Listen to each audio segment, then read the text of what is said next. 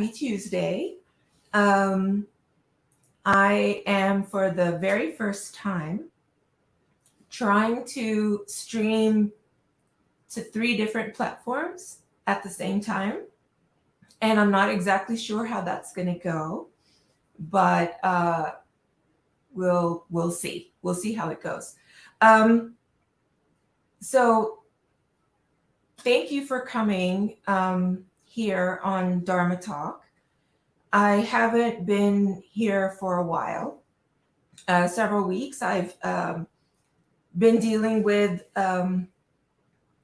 grief,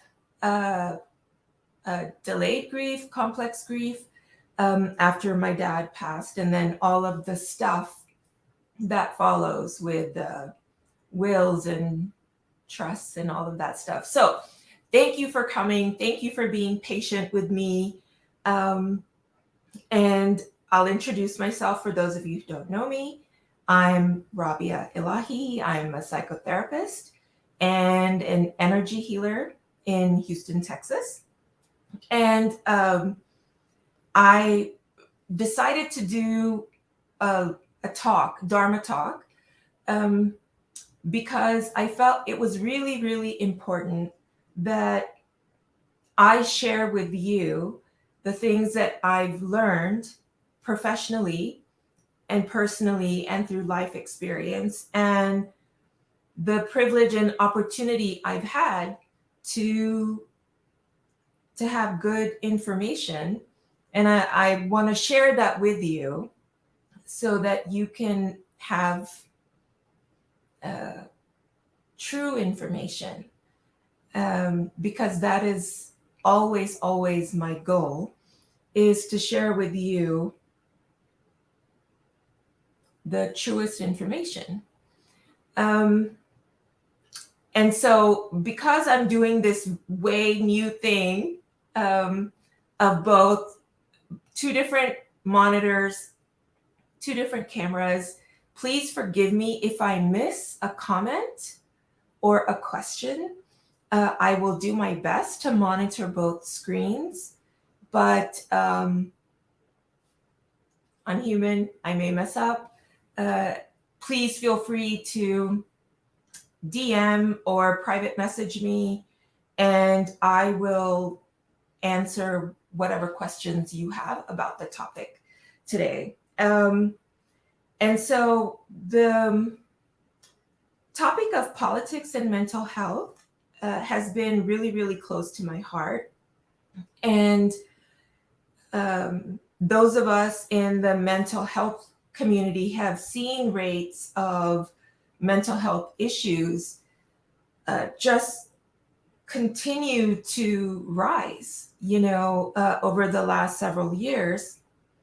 I think my practice got really busy after the election in 2016, and then even more so during the pandemic, because I think we were still enough to be in our feelings, and we also got to witness things that many people knew were there all along, and for many of us, it was a shock to see what was going on in the world. So depression, anxiety, these things are linked to our climate, our environment. And politics has now taken center stage of at least the US environment. I think during Brexit, 2015 maybe, or 2016, it was also in the United Kingdom, the same sort of division and fear and separation. And we're seeing this on a national stage for sure. I think other countries are also seeing similar things, but with the internet and our 24-hour access to news, accurate or not, we've sort of fallen into 2 groups. and both, on some level, are groupthink. And I'll explain more what I mean by that. But getting back to the political climate, I really want to use that as an example because I think most of us can relate to it now, even though we may not have been political before. What has happened, and I'll speak to the US because I live here. What has happened is that all of our fears have been activated. And we are very sensitive to fear because fear is how we stayed alive. And the number one goal of any living thing is to stay alive and to procreate, to keep the species going. And so that's kind of the lens I want you to kind of look at today is life or death and the fear of death. It's just death now isn't, well, it has been literal for many people, but death right now is loss of power, loss of privilege, loss of choice. And this division of us against them, as if we're separate, as if one group doesn't affect the well-being of the other group. We're still the human family. And I think we've probably not been this divided since Civil War, in the 1800s. And I don't know how. I worry that we've regressed in the last several years. And we kind of saw the culmination of that January 6th of last year, where there was such a fear of loss of, I'll call it life, way of life, status in life, power in life. There was such a fear of loss of that violence against a ruling body prevailed.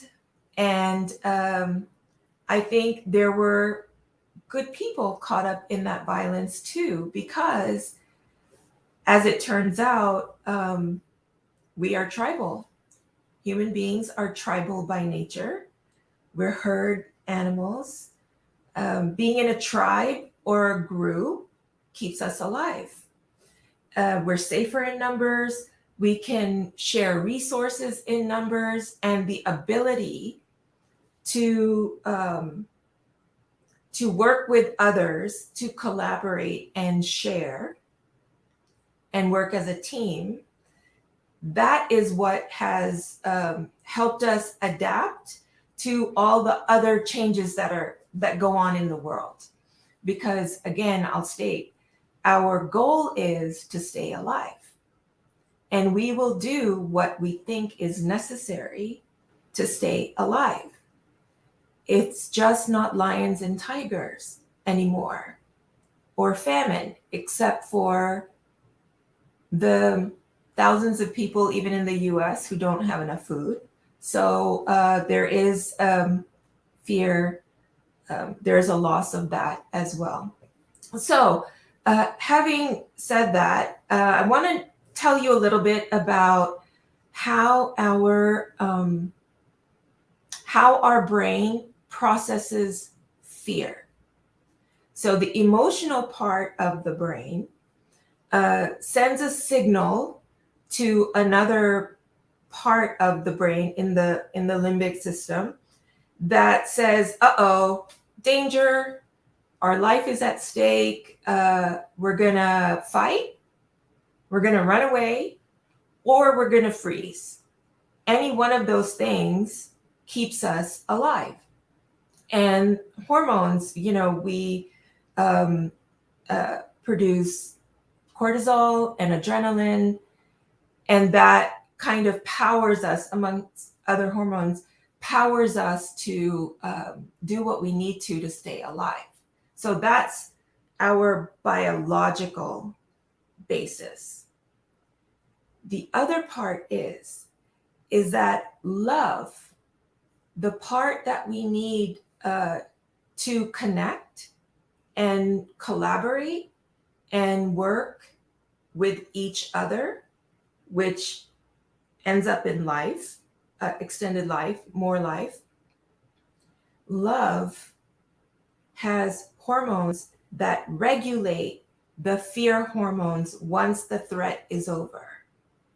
And the love hormones, and I'm not talking just romantic love, but this is love for each other, our friends, our family, our pets, the environment.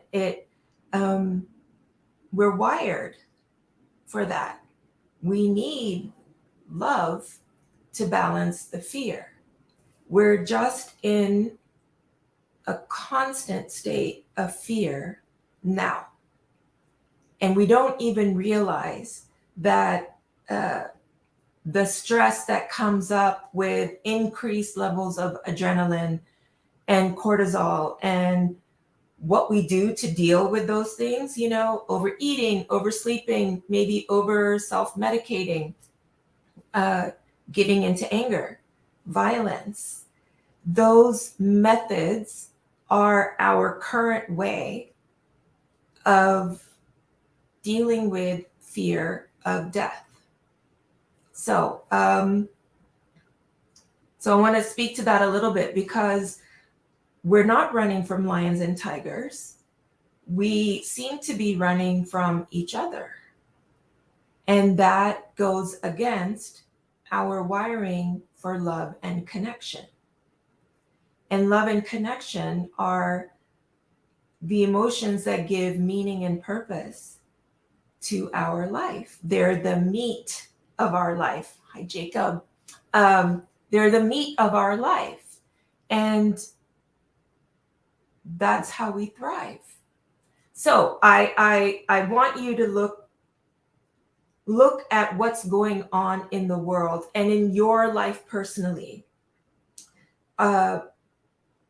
what state you're in, and know that we are influenced by our tribe, our culture, what we're reading, what we're listening to, what we're speaking about, the conversations we're having, religion, or no religion, spiritual concepts. All of those things are actually influencing us without, unconsciously. We don't even realize we are being fed ways of being all throughout the day.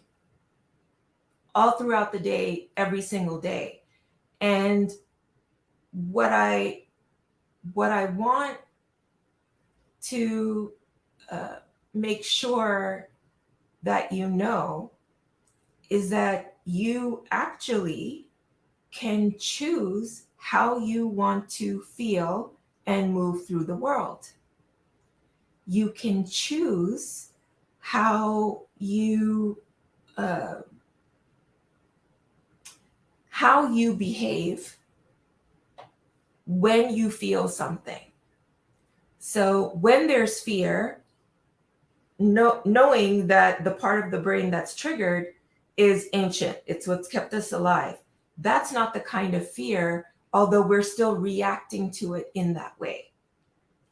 So with fear comes anger, comes disconnection. There's like a cycle of fear where we feel separate and it's us against them. And it's this, for a minute, it feels good. Like, oh yeah, competition. I mean, we see it in our sports. There's competition. It's just not conducive to a longer, healthier life. This sustained level of fear, this underneath all of everything we're doing is stress. The stress never gets to really reduce.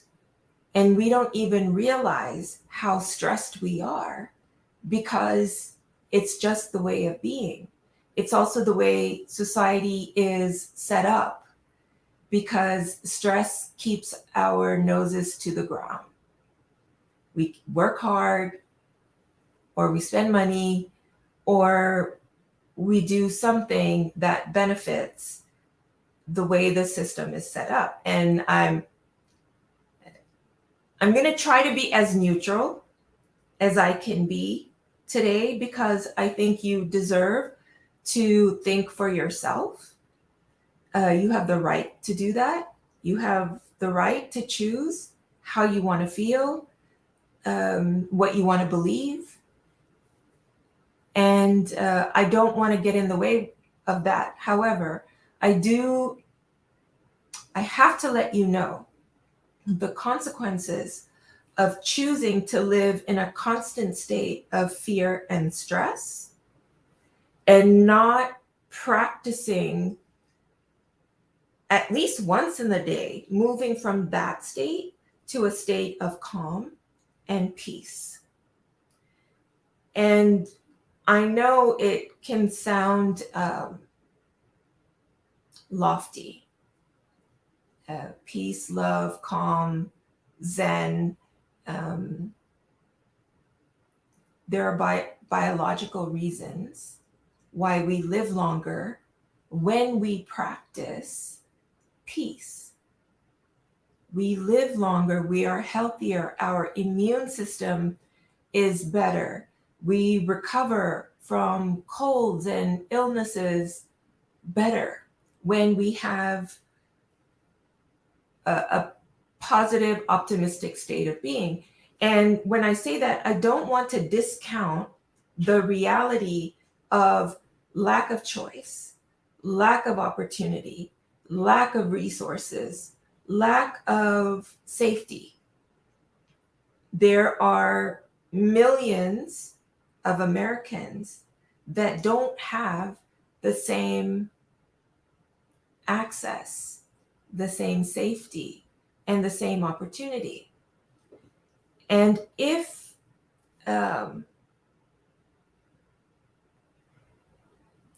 we're privileged to look like those in power, when we're privileged that way, we're not necessarily thinking of what it's like to not have that privilege. As someone said, another therapist was sharing this story, it's sort of like if you're right-handed and majority of people are right-handed and the world is set up for right-handedness, we don't really think about left-handedness. You know, it's why would we? It doesn't pertain to us. And that's the part that it's not about being right-handed and left-handed. It's about having power and being able to affect your life, being able to have access to healthy food, healthcare, good public schools, the internet. There's a lot of the country that doesn't have the same access to the internet that many of us take for granted. And so the compassion and empathy comes from being still, turning off the noise, and actually sensing how you feel with it quiet. Is your heart still racing? Are your muscles tight? Is your breathing relaxed and deep? Or are you having trouble breathing deeply? Are you having trouble looking around you and feeling gratitude or lucky or blessed? Those are things that each of us can do at any time, is shut off the noise and pay attention to what our physical body is feeling, and then what our internal state is, our internal state of being.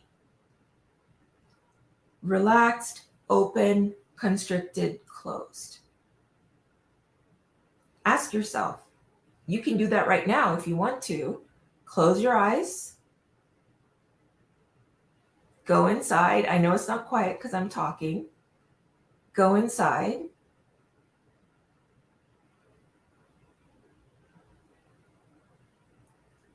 What's your inner world like?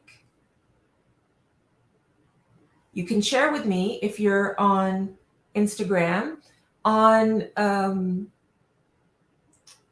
Facebook Live. You can type in comments. If you're on YouTube, I won't see the comments, although you can leave comments at another time. But I invite you to let me know, what does it feel like if you are quiet and you go inside? So I'm asking you, what does that feel like? Can you shut off the news? Chaotic. Yep, chaotic. So what do we do when the inside feels chaotic? Number one thing, breathe. As simple as that is, breathe. Take a really deep breath. And the inhale, our diaphragm actually expands because we're introducing more air into our body. So the stomach goes out, and then when we exhale, we're contracting and the stomach goes in. So a lot of us breathe backwards. Take a deep breath for those of you that are feeling chaotic inside.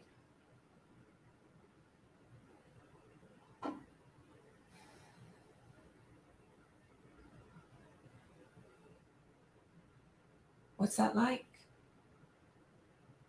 Can you take a deep breath? Can you go below the surface?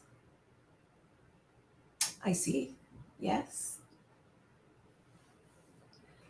If you are finding what I'm saying simplistic, send me a comment, ask me a question. Oh, it's loud inside. Yes. Okay. Because it's loud on the outside all the time. And it's being quiet is not something we practice so much in Western cultures. Self-reflection isn't something we practice. And our politics are reflecting where we are as a species. We are divided because we are living in fear of each other and noise, because the news never ends, social media never ends. We're here right now on the internet, and that's a lot of noise. So what would it be like if you are privileged, if you look like people in power, maybe you're the same color, the same gender, maybe you are heterosexual, cisgendered, all of that stuff that can sound like nonsense to a lot of people, but it really isn't. There is a hierarchy of access, and we all want to identify with people that have access and power and wealth and success. And so if we identify with that group, we can also take on the beliefs of that group without thinking, do I really believe this? And if I do, what does that feel like? Do I feel joyful, comfortable, happy? Do I wave to my neighbors? Do I say hello? Do I make eye contact with people and genuinely see that we all come from the same place? Or do I feel afraid and angry?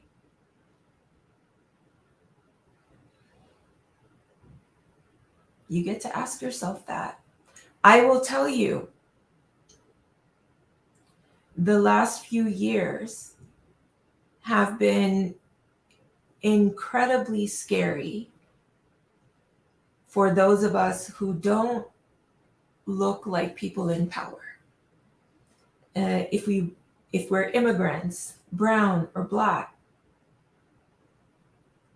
the power, our access to power is being taken away bit by bit. And there is so much misinformation and disinformation that tells you that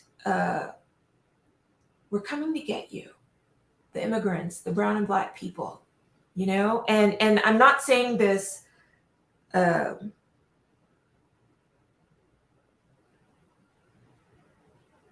I'm saying this because I hear this in my office. I see it at the grocery store. I see it when I'm driving. I hear my daughter come home and tell me what kids say to her because of her color. And I hear my nieces and nephews and the things that they've grown up hearing. We finally got to see some of that when we were all quarantined at home and saw what happened to George Floyd. That's not a one-off. That's a reality. We just got to witness it when millions have been living in that reality. So I don't want us to fight each other. Politically, yeah, vote for who you want to. Know the consequences. Know the emotional energy that spreads with certain policies. Are we generous? Are we giving and loving and inclusive? Or are we working from a space of not enoughness? There's not enough. It's zero sum. If they win, I lose. Not enough money, not enough jobs. Are we afraid and angry and judgmental? Those are the consequences for the politics, and we get to choose our political team. And I'm not talking Democrats and Republicans. I'm talking about fear-based and heart-based, love-based and hate-based. We get to do that because it is our right as human beings to choose the way we want to feel. And we often feel the way our tribe does. Does that work for you? Or are you noticing that it's not even working for the tribe anymore? Like I said, depression, anxiety, stress-related illnesses, lowered immunity, all of those things. Are you noticing that in the people around you? We can actually affect our physical health by our thoughts, which create emotions. And so we can actually think that the person that looks different than I do isn't against me or out to get me, that person is just that person is just like me. Someone just said this. The shooting in Buffalo, New York. I'm seriously thinking about distancing myself from my best friend, who is white. She appears to be oblivious to what has happened and how it affects me. This is part of privilege. This is part of, and thank you so much for sharing that, because we've seen this divide starting 2015, 2016, where, and as the instances have increased, it sort of brought out, I think, the worst and the best in us, and some of the people that we love and have been loved by maybe showing things that they believe consciously or unconsciously, but that hurt us, that hurt a group of people. You know, what happened in Buffalo is horrific. Here's an 18-year-old kid who has been fed, who's been living in an environment, and I'm talking about social media, I'm talking about what he reads, what he listens to, what his friends say. You know, I'm talking about all of that. He's been fed a diet of hate and fear and wanting to annihilate Black people. Why is he so afraid of Black people? What is he losing? What is the threat? What justifies going into a store and shooting people down? What justifies that? What justifies an officer, a person in a position of power, keeping his knee on a Black man's neck to where that human being cannot breathe and is literally killed in front of our eyes?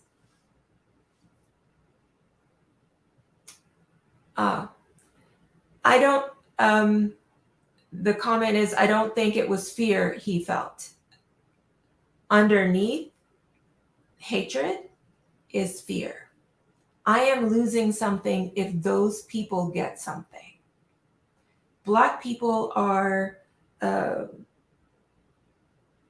what if they're human just like me? What if they're 100% human just like me? What does that say? Do I lose?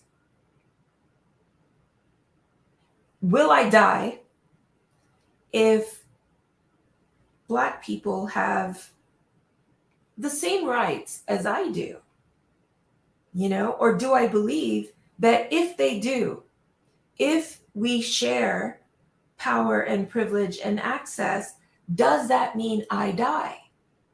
If it does, then I'm going to hate on the people that I think are out to get me, who are out to replace me.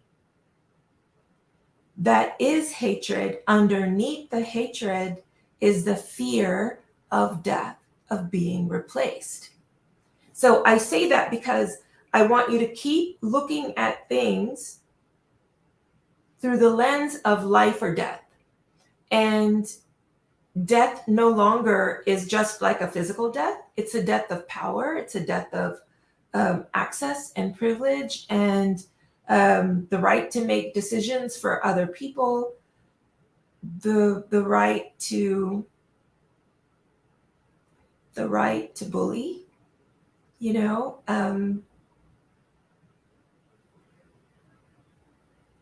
That's a death for many, many people.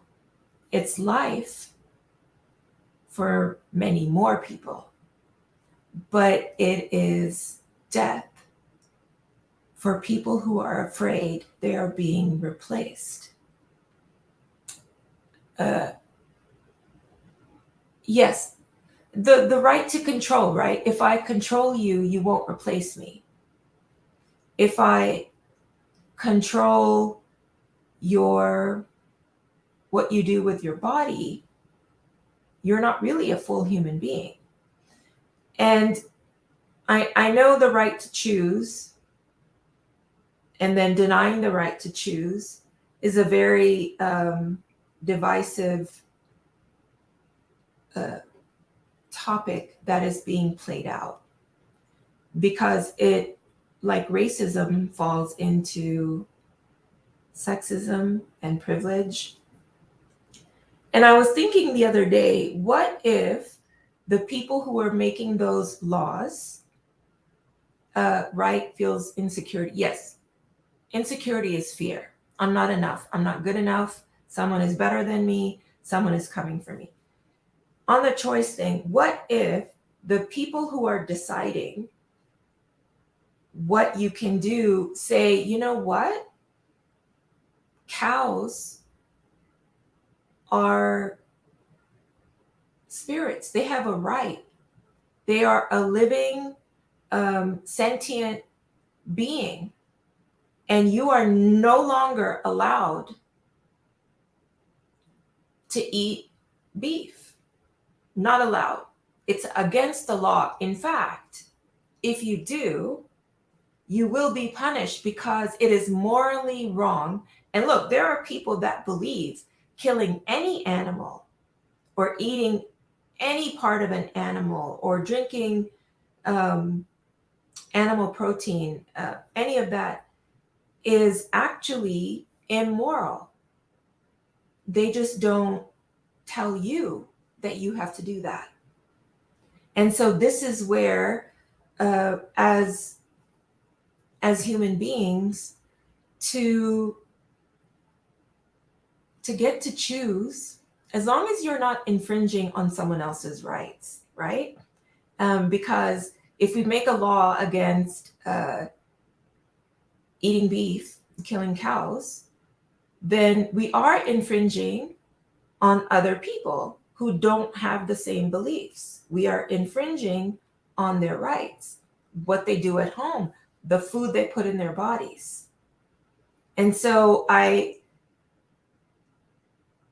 we're free to believe whatever we want to. Abortion, if you choose that, it's your thing. And if it goes against your moral beliefs, don't do it. You don't have to support it. You don't have the right to keep someone else from doing what that person deems is necessary for their well-being.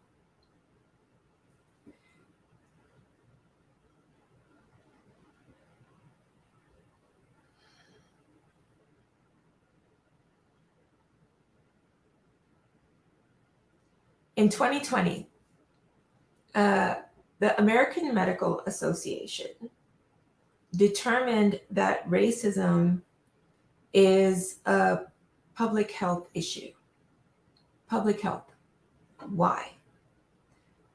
Racism induces fear and hate and oppression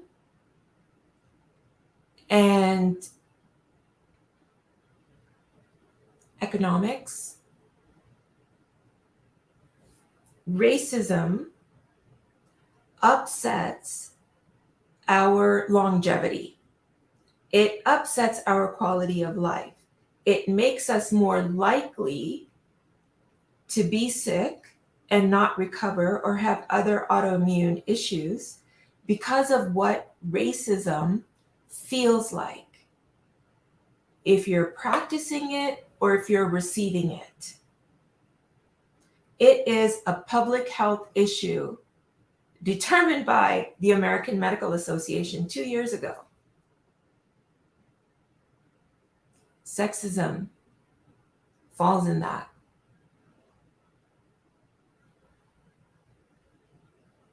Controlling other people because you're so afraid reduces your life.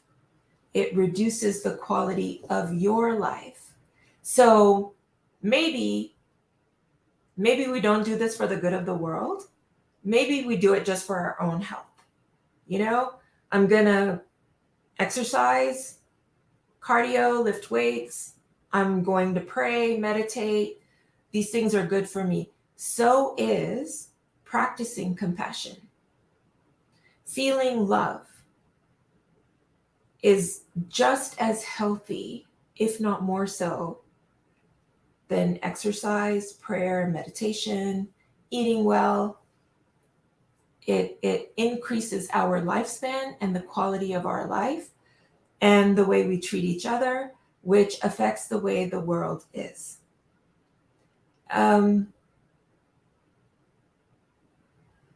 Yes. Control of voting. The right to control, yes. Control your access to jobs, education, medical treatment, voting, and access to breathing. Yes. So, I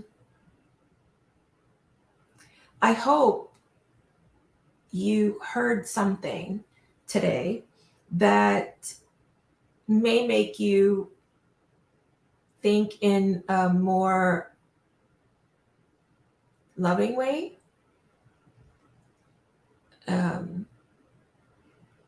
I hope you heard something that moves you to become closer to people, which often starts with feeling empathy, putting yourself in their shoes,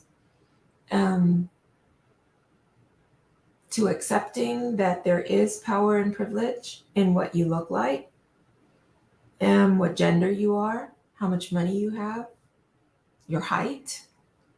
Are you in a wheelchair? Are you physically abled or disabled? All of those things are privileged. And so what would it be like if you didn't have a basic privilege that you do now? What does it feel like for someone who's denied that the minute they walk out the door?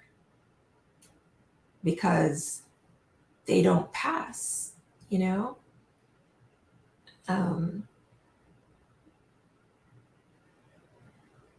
So I will end with this.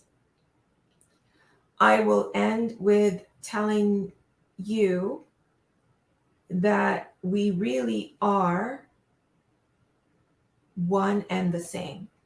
We really are pieces of the same. Carbon, hydrogen, oxygen, carbon dioxide, like all of these elements, same. In fact, we share most of that with, I love that. Yes, I love that we are all one. We share that with plants and animals too, and the earth, And so I just want you to feel that connection, that each of us is just a little piece of life force. Call it what you want, Call it air, breath, love, call it God, the universe, the divine. It doesn't really matter because the truth is scientifically there. We are made up of same elements.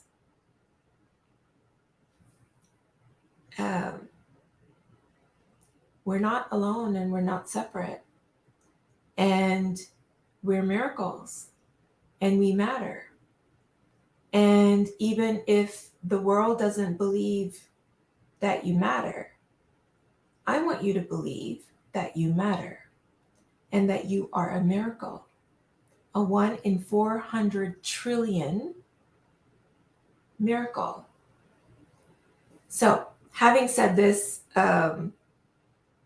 I welcome you guys to email me, DM me, private message me, share this with your friends if you think it can be helpful. I hope it can. That is my intention. And I will see you next time. Bye.